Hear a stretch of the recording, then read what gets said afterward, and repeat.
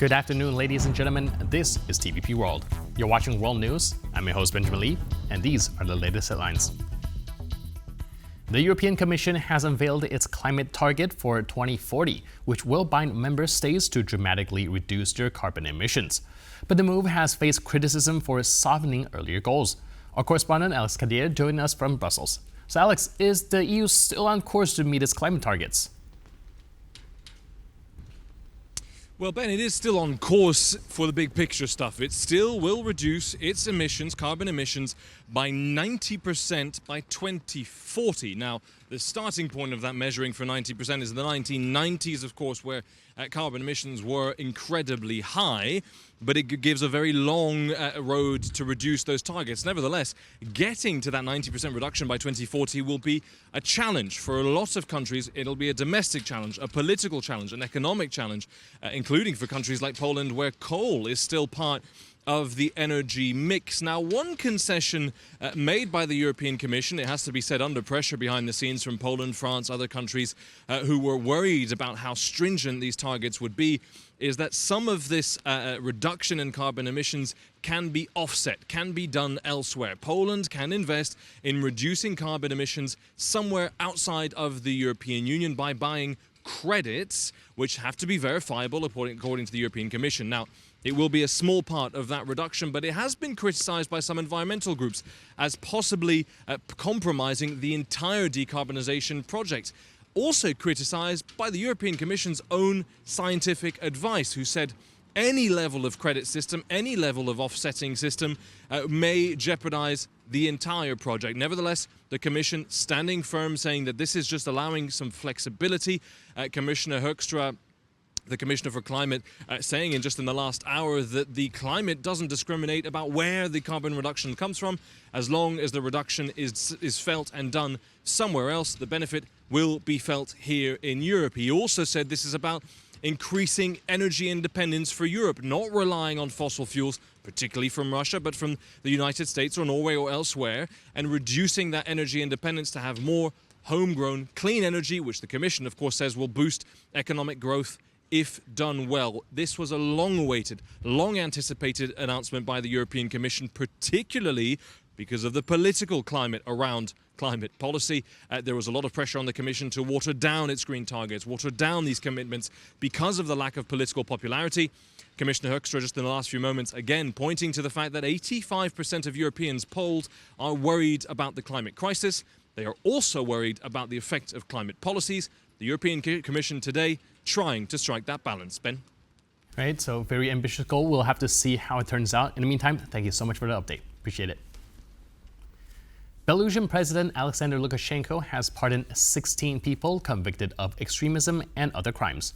This follows his release of opposition leader Siarhei Tsikhanouski and 13 others in June after talks with U.S. Special Envoy Keith Kellog. State-run outlet Belta says the pardon include 8 women and 8 men, several of whom have chronic illness, disabilities, or children under 18. There's no information yet on whether Polish-Belarusian journalist Andrzej Poczobut was among these released. As of today, Belarus holds more than 1,100 political prisoners, most charged with extremism, according to the human rights organization Viasna.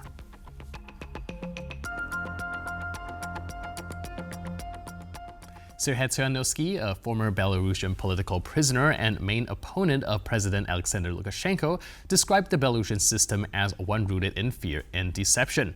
He emphasized that increasing pressure on Lukashenko is essential to securing the release of political prisoners and stopping political violence in Belarus. The regime is shaking. It really is shaking because even its supporters now completely fail to understand its logic. It is releasing its fiercest enemy. He labeled me a criminal, and for all these years worked through this huge media machine to make me out as the main villain. You have to play a different game with him. We will put even more pressure on you if you don't release the people. We will increase the pressure if you don't stop the repression. 14 detainees have been released recently, but 23 new people have been sentenced, meaning the number of political prisoners has actually increased. Therefore, it's necessary not only to free people, but also to make sure the repression stops. and only then should sanctions be eased, once Lukashenko agrees to carry out political reforms. This entire system is built on fear and lies. Sooner or later, this house of cards will collapse. We've seen similar events throughout history, including the Soviet Union and other dictatorships. They all fall apart sooner or later. Poland will reintroduce temporary border controls with Germany and Lithuania starting July 7th, amid raising tensions over migration and nationalist patrols. Polish Prime Minister Donald Tusk says the move aims to curb both illegal border crossings and the rise of far-right citizen patrols obstructing border operations. According to data released by Poland's Ministry of Interior, since January of this year, Germany has readmitted 89 people to Poland under bilateral agreements, and 225 under the EU's Dublin procedure. These numbers are down from 357 and 331 respectively last year, and over 560 and 400 in 2023. Tusk says Poland's patience is running out, accusing Berlin of making it harder to verify whether those returned actually belong in Poland. Poland will invest over €550 million into expanding domestic ammunition production.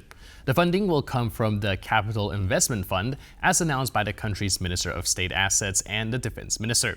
Officials say the investment will significantly boost ordnance production, including 155mm artillery shells, which are currently in high demand. Today, Minister Jaworowski transferred 2.4 billion zloty to 4 companies within the Polish arms group for the construction of ammunition factories. What had been impossible for years due to the incompetence of those previously responsible has become a reality. This would not have been possible without the Ministry of National Defense, as a large portion of funds that went to the Capital Investment Fund came under the act from the funds of the Ministry of National Defense, intended for defense and security. The MARTY project, short for Main Armored Tank of Europe, has officially launched, marking a major step in European defense cooperation and technical sovereignty. Piotr Szymański, senior fellow at the Center for Eastern Studies, recently joined TVP World to discuss Poland's role in the initiative. I think that Poland has been, over the recent years, focused on the cooperation in this armored tank domain, especially with our partners in the United States and South Korea. So Poland procures tanks from these 2 directions and has been focused on quick deliveries to our armed forces, because Poland has donated over 300 tanks to Ukraine.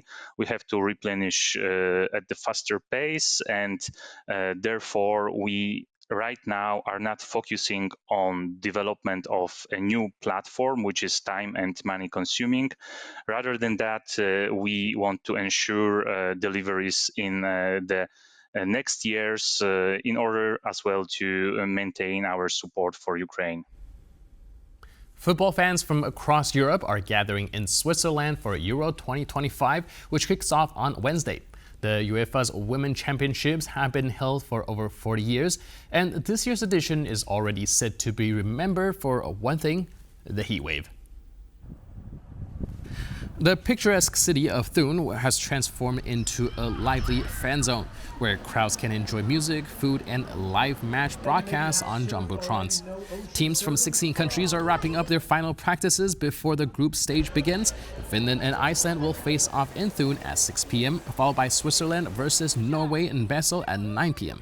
But there's one big concern, where fans from Nordic countries are complaining about the scorching heat, with daily temperatures ranging from 28 to 36 degrees Celsius, adding an extra challenge for the players. And with that, we conclude this edition of World News. But for more news, update, and commentary, please stay tuned to TVP World.